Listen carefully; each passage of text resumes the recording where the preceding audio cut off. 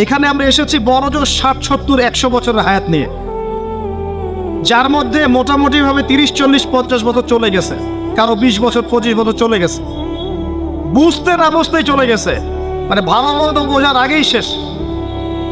যদি তার বয়স হয় 60 বছর, তাহলে এখন বাকি আছে 30 বছর। আর এই ব্যক্তি যদি ঠান্ডা মাথায় রাতের বেলা চিন্তা করে এই 30 বছর যে আমার চলে গেছে, আমার অ্যাপ্রক্সিমেটলি 30 বছর বাকি আছে। বাকি আছে বুঝলাম, যা চলে গেছে, এই চলে যাওয়া 30 বছরে আমি 10 বার জেনা করেছি, 20 বার মদ খেয়েছি, ঠিক আছে, মানুষের সম্পদ আত্মসাৎ করে খেয়েছি, পরকিয়া করেছি, চুরি করেছি, ডাকাতি করেছি, মিথ্যা বলেছি, নামাজ পড়ি নাই, রোজা রাখি নাই। আমরা প্রত্যেকে যদি আমলনামা ঘাটি আজকে রাত্রে, এরকম একটা লিস্ট আমরা তৈরি করতে পারবো। আজকে রাত্রে বাসায় ফিরে গিয়ে প্রত্যেকে যদি একটা আমলনামা ঘাটতে চাই,